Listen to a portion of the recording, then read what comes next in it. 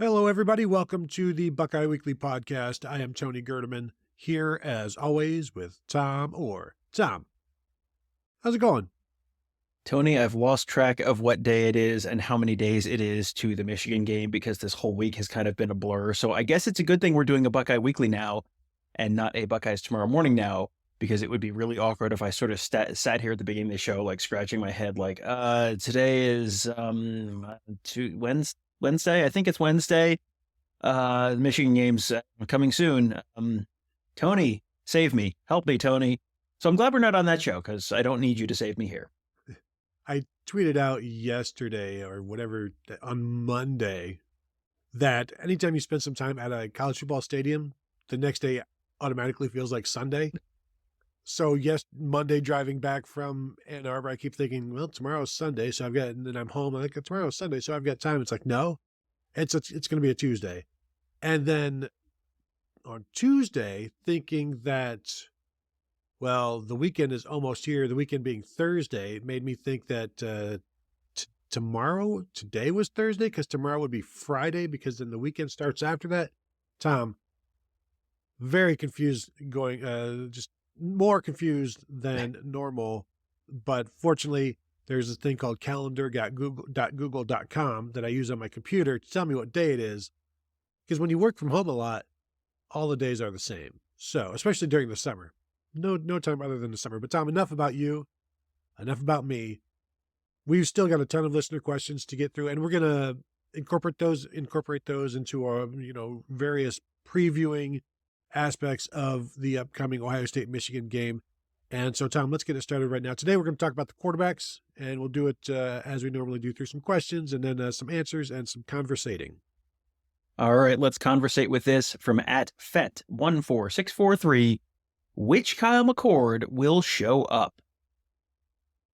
Tom, I don't think we should have started with this question. This is it's a question that we can't answer, although I think you have maybe a decent idea, because the two best defenses he's played this year have been against Notre Dame and Penn State, and those have been his two lowest passer rating games other than the season opener against Indiana. And so against Notre Dame, he was 21 of 37. Against Penn State, he was 22 of 35. So we could probably expect him to be somewhere in that 22 for 36 range, 3 for 286 yards against Penn State, 240 yards against Notre Dame, and just one touchdown pass total in those games. I think they're going to need more than that one touchdown pass, or the half touchdown pass average. I think the good thing, Tom, though, is he's been through those games, and in terms of us expecting which Kyle McCord to expect, at least he has expectations for what to expect, and that lends me to think that he will be more equipped. I don't know that he's going to be better, because Michigan's defense is pretty good, though. Michigan's defense is pretty good. I don't think he needs to have a C.J. Stroud kind of game or a Dwayne Haskins kind of game. I don't think, this is not a game where I'm expecting either team to score 62 points or anything in the 50s or maybe anything in the 40s either. This feels like if he plays an okay game and doesn't make the big mistake and just has an okay game, if he plays the Penn State game, he completes 62% of his passes, almost 63% of his passes for 286 yards and a touchdown, I think they win. If he doesn't turn the ball over and he does that, I think they win. He might not do that because this is on the road and not at home, and I think Michigan's defense is better than Penn State's defense. But even if it's close to that, if it's 60% passing for 230 yards and a touchdown and he doesn't turn the ball over, I think they probably win that too. I think this is more of a, what does he not do? Does he not make the big mistake? And the problem with which Kyle McCord shows up is there's a lot of other factors that go into which Kyle McCord shows up, because the Kyle McCord who, gets rushed and throws off his back foot, that is a Kyle McCord that has pressure in his face. So how will the Ohio State offensive line hold up against the Michigan pass rush? That goes into which Kyle McCord shows up. Because recently we have seen, and we were talking about this earlier in the week off air, about Kyle McCord and going through his progressions. And if Kyle McCord has time to go through his progressions, he's being patient in the pocket. If he feels like he's got time in the pocket, He's going to be patient. He's going to go through his reads. He's going to find the right guy. And the throw is not always exactly perfect, but he's been pretty good, broadly speaking. So I think which Kyle McCord shows up might have to do with how much time does the Kyle McCord who shows up does he have before he has someone in his face? Yeah, which feet does he bring, the good ones or the bad ones? Well, and I think he's bringing a better ankle than he has been in recent weeks. He's been kind of banged up. He's been on one bad ankle for at least, a month maybe, and maybe even a little longer than that.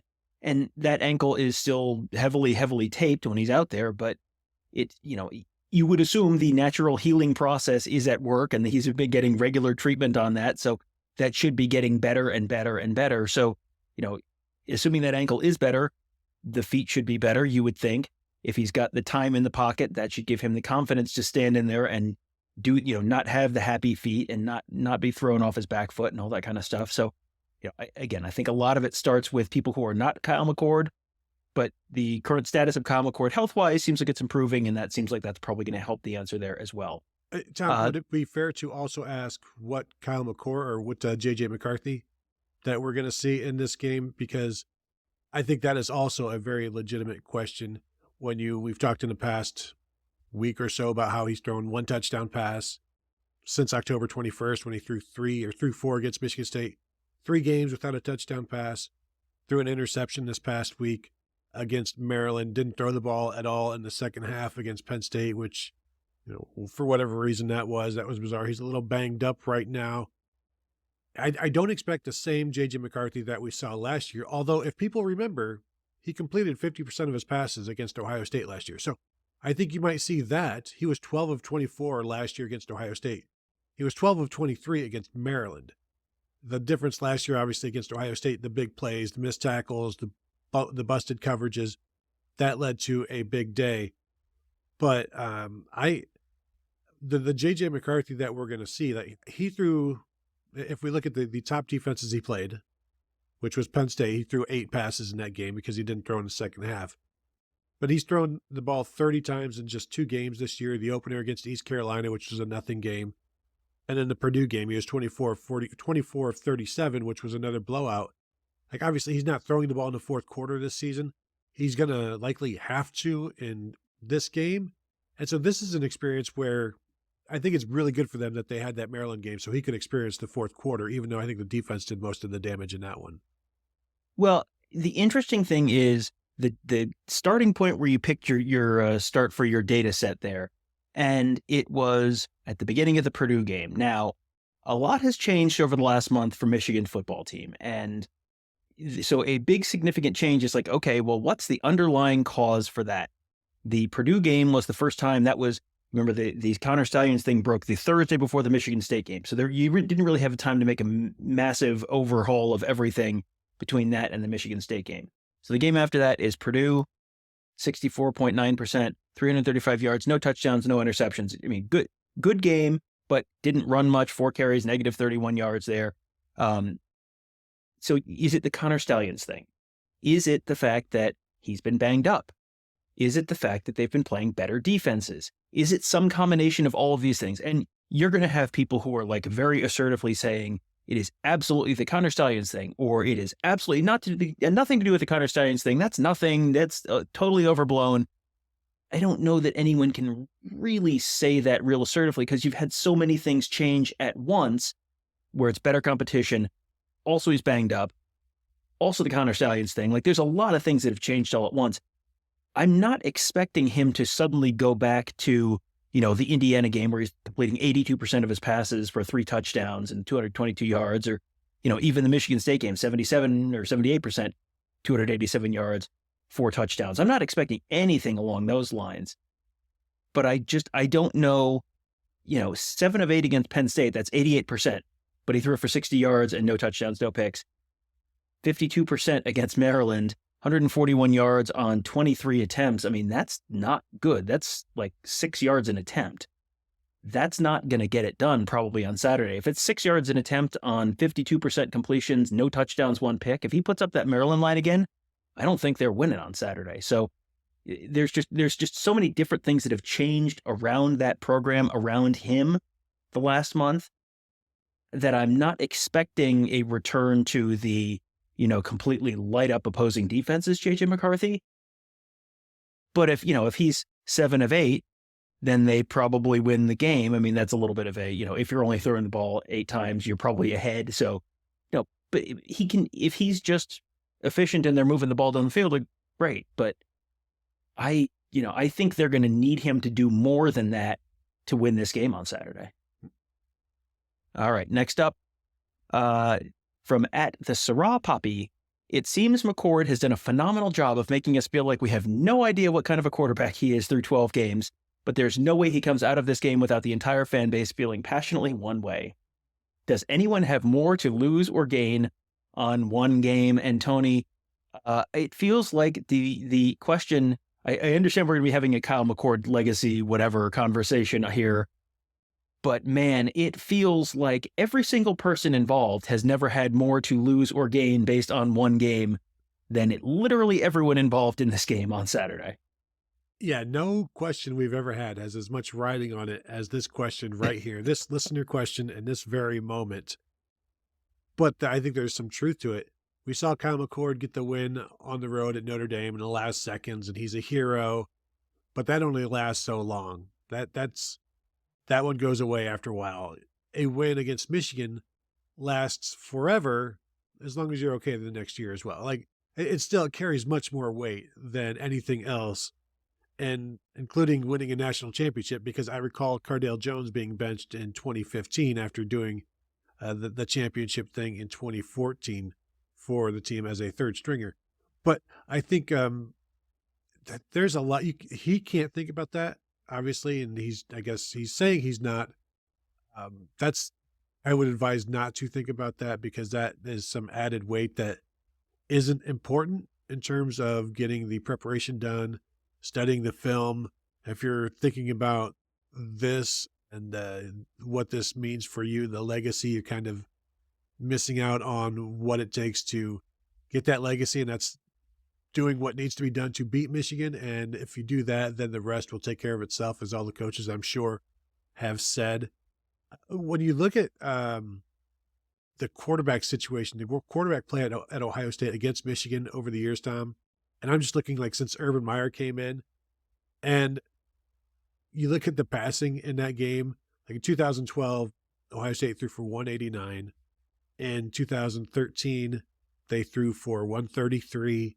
2014, they threw for 183.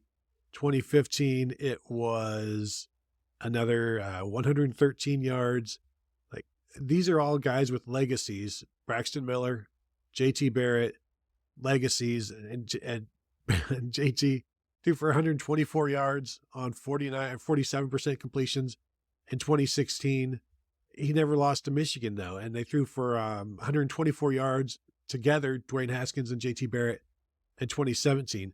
Then you get to Ryan Day's quarterbacks, and they've thrown for 300 yards every single year against Michigan, except for 2020. But the last 2 years, they've lost. And so you can look really good like C.J. Stroud, and that carries a different legacy, or you can just win, and that's all that matters. You were going through a bunch of different quarterbacks, and did you mention Todd Beckman in that list? No, I only went back to like 2012. Okay, so let me read you Todd Beckman's game log for the Michigan game in Ann Arbor in 2007. I'll tell you what. Why don't you guess his completion percentage, number of passing yards, number of touchdowns, and number of interceptions? All right. Well, I'm going to guess it was under 45%. I'll say the 42.4%. 53.8%. Right. 111 yards passing, all ones. 50 yards passing. 2 interceptions. 1 interception. No Ugh. touchdowns. Ooh. 7 for 13, 50 yards, 0 touchdowns, 1 interception. Do you know what color the pants he got for that game were? Tom, in fact, they were gold pants. They were, in fact, gold. You do not get your little charm does not get any shinier if you throw for 400 yards than if you throw for 50 yards. All anyone remembers is whether you won or not. So, yeah, I think that's a very good point. And this is one of these games where motivation is not going to really be an issue. I don't think there's going to be a shortage of motivation for either of these teams on Saturday. Everyone kind of has their own thing where they think they've gotten screwed at some point in the past or in the future. So that's plenty of motivation. I think the bigger concern is don't try to do too much. Don't try to, Ryan Day's old saying, play with emotion. Don't let emotion play with you. Sure, go out there, be fired up, be excited. Don't take a stupid penalty. Don't try to play hero ball. Don't, just do your job. That's going to be true for every player on both sides of this game. Just do your job. Don't try to do other people's jobs. Don't try to do too much. Don't try to, no matter how hard you hit someone, that's not going to change the results of the past two games. And that's not going to change whatever is coming down the tracks for Michigan. You got to do your job and not try to do anything else. Because when you try to do something else, it's like trying to play, playing to not get hurt. When you're playing not to get hurt, that's when you get hurt. When you're trying to do someone else's job, that's when you're not doing your job. And that's when you go from, in your head, you're about to be the hero. And then on the field, you end up being the GOAT. All right. Next one from at Nabby Kankles 4. If McCord starts off slow, do we see the North Dakota guy? Now, I'm going to first correct you that Lincoln Keatholz is from South Dakota. That's the one that's on the bottom on the map, not the top. That's the one with Mount Rushmore. The answer is no, because, I think we're expecting that Devin Brown should be good to go. And I think Devin Brown would probably, first of all, if Kyle McCord starts off slow, Kyle McCord is going to continue to play, because we've seen slow starts from Kyle McCord in the past that have sometimes turned into good performances. You haven't seen Devin Brown since the Purdue game, so I don't think they're in a big rush to throw Devin Brown out there in a crucial situation. And Lincoln Keatholz has thrown all of 6 college passes and played in 2 games. And, that was against the third team from Michigan State and the third team from Minnesota. So, that does not necessarily prepare one for what you're going to be facing in Ann Arbor. I doubt he's been working much with the ones at all the last few weeks. So no, you are not going to see Link. If you see Lincoln Keatholz in this game, either something has gone incredibly well for Ohio State and they're up by 5 touchdowns, or something has gone incredibly poorly and the two quarterbacks ahead of him on the depth chart are both hurt. I think it is exceptionally unlikely that you see Lincoln Keatholz in any kind of meaningful snaps this year. Yeah, I would agree with that. And I'm thinking about this question and wondering, what would it take? What kind of performance would it take for Kyle McCord or JJ McCarthy to get benched? Because to me, these are two guys who have now been through it. JJ McCarthy has been through it for 2 years now, led his team to the playoffs one season. And you would assume that even if they're playing poorly, they know how to come back from that. They know how to step it up. They still have that ability to step it up. The team believes in them. But is it 3 interceptions, down 17-0 in the third quarter? You're not moving the ball at all. You just need a spark. You need to do something different. And you throw in Davis Warren for Michigan, or you throw in Devin Brown for Ohio State. You've got to do something, because what you've done in the first half hasn't worked. Do you go with you do your halftime adjustments? You're like, okay, Kyle, we've got this figured out. We saw what's not working. We've got to play it. Do you give him one drive before you go 3 and out? You're like, that's it. Now we've got to do something else. Or what would it take for either of those guys, maybe even especially JJ McCarthy? Like, what kind of performance would he have to be benched? Because we've seen him throw 3 interceptions in a game. It was Bowling Green, so there's no concern there. But I just have a hard time seeing either of these guys getting benched. Yeah, I don't really see a healthy version of either of these guys getting benched. If someone gets hurt, sure. If you're healthy, I mean, it's like 4 interceptions. I pulled up a stat, but 4 interceptions is where it's like, okay, like clearly this is not working. So you need to do something else. And, I don't think you're going to get to that point on Saturday. I'm going to read you. I had a past performance from the Ohio State Michigan game that popped into my head when you asked this question. The performance is 3 completions on 6 attempts for 20 yards, 0 touchdowns, and 3 interceptions. Long of 12, Tony. Long of 12. Tony, name that past Ohio State Michigan quarterback performance. Is it Kirk Herbstreit? You are exceptionally close. Is it exceptionally close? Wrong direction. Oh, who? Brett Powers. No, not Brett. Not 1993. Brett Powers. 1993. Brett. Yeah. Well, not no more. He ain't. The 1993 Ohio State Michigan game. That was where number 5 Ohio State went into place a 6-4 Michigan team, and it turned out it went poorly. It may shock you to learn that one of your quarterbacks going 3 for 6 for 3 picks does not generally portend great things for your team. That was the game that Michigan won 28-0.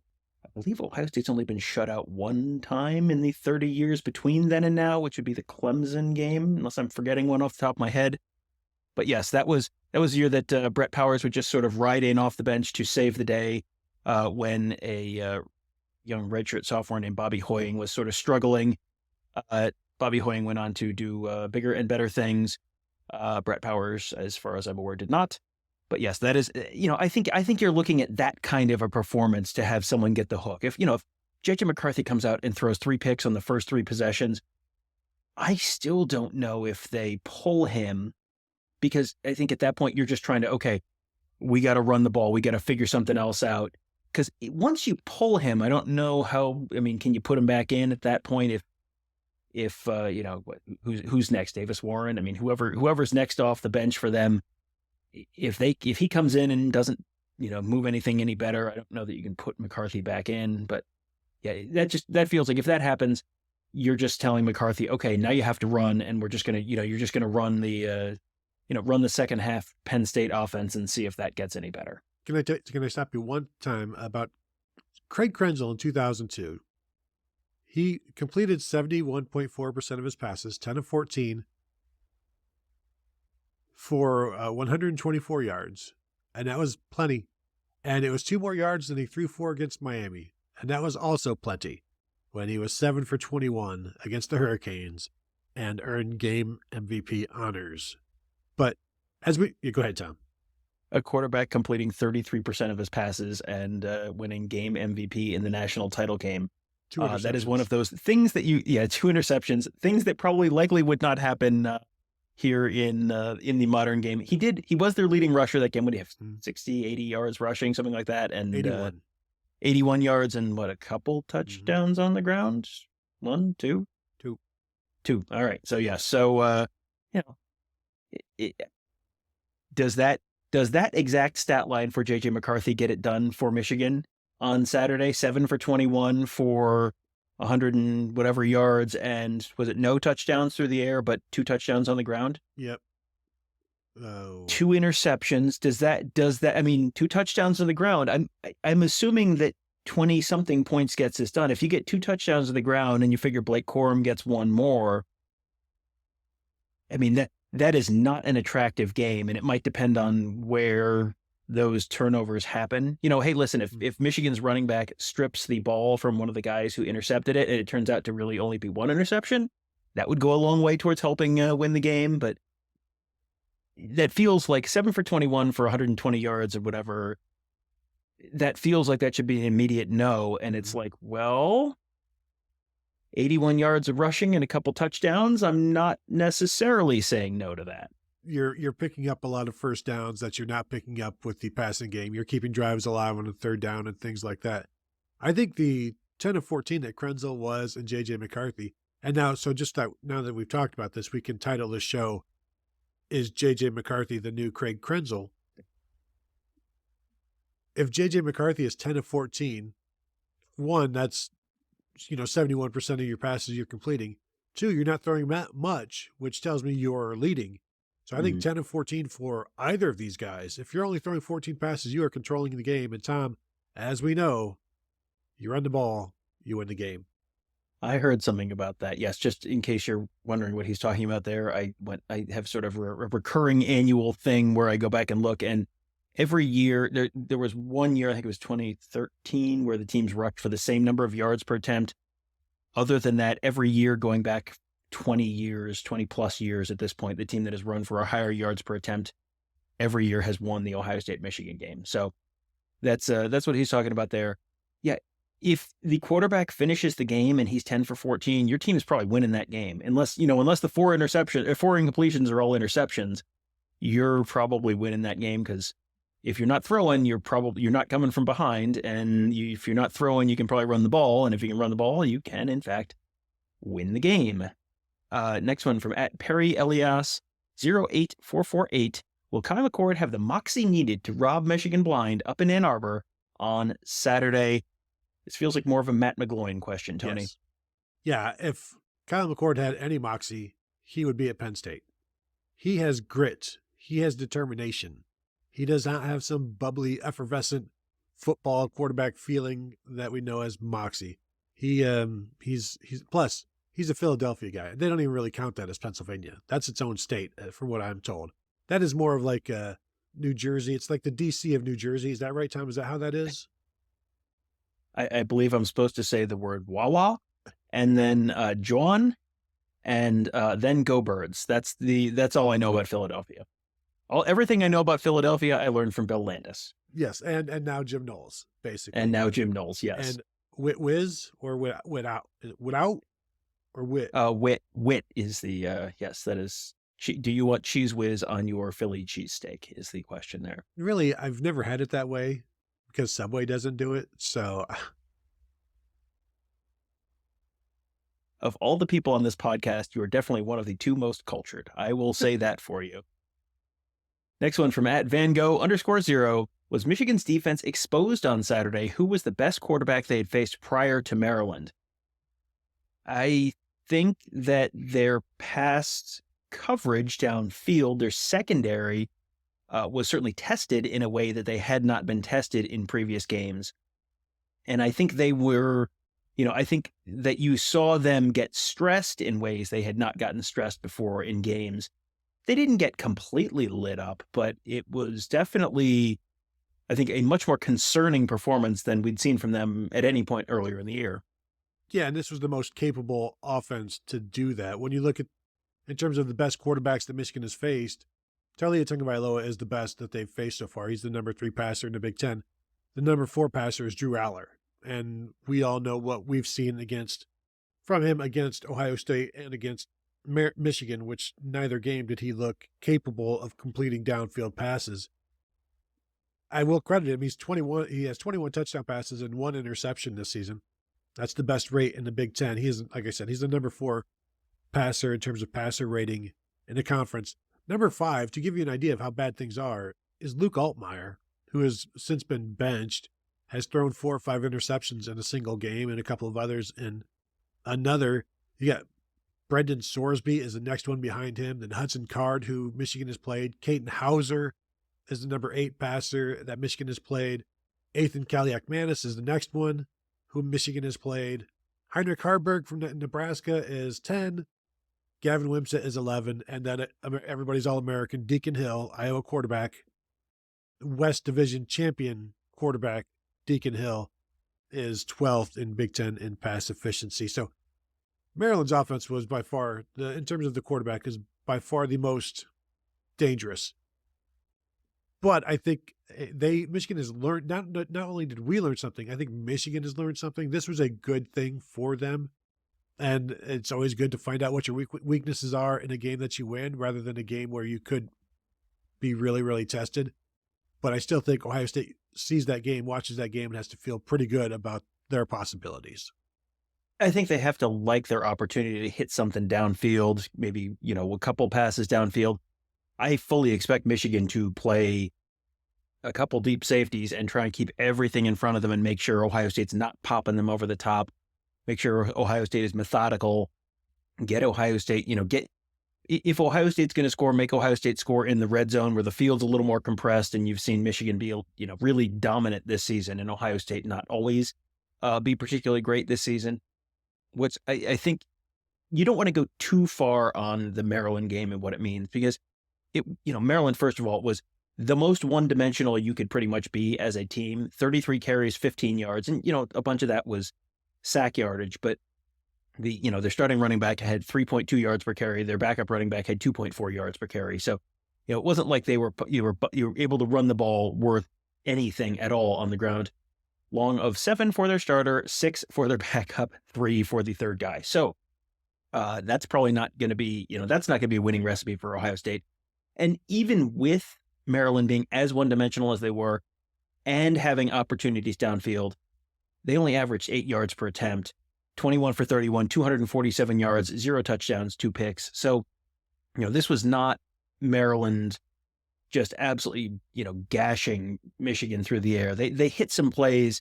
You saw some possibilities. And obviously Ohio State, I would say Ohio State's quarterback position is probably equal to or maybe better than Maryland's quarterback position.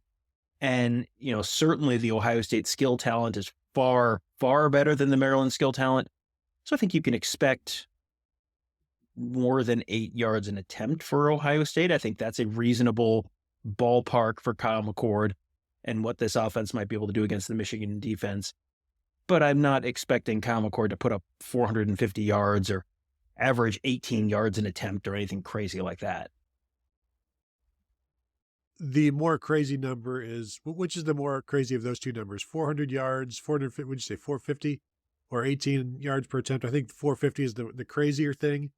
18 yards per attempt could just be some, a couple of deep shots that hit, and then you're just running the ball. But I'm not expecting, if he's half of 18, I think Ohio State would take that. Yeah, if he's in that 9 to 10 yards per attempt range, they're moving the ball through the air. And if you're moving the ball through the air, then that probably gets, I think the way Michigan is, I'm expecting Michigan to defend this team with deep safeties to keep Emeka Egbuka and Marvin Harrison and Kate Stover and whoever else from hitting them downfield. I think, that lightens the box up a little bit, and maybe that opens some things up for Travion Henderson.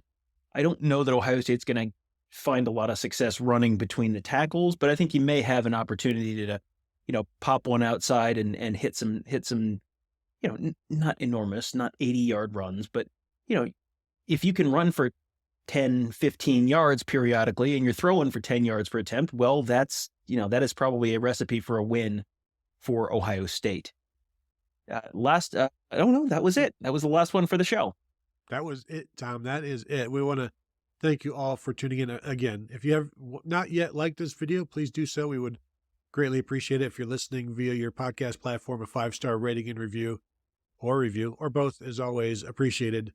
And of course, you can find us at BuckeyeHuddle.com and join up there. It is a fantastic way to support us and also a great way to keep up to date with all of the goings on around the Ohio State football program. And of course, YouTube.com/BuckeyeHuddle as well. So thank you all for tuning in, and we'll talk to you guys later.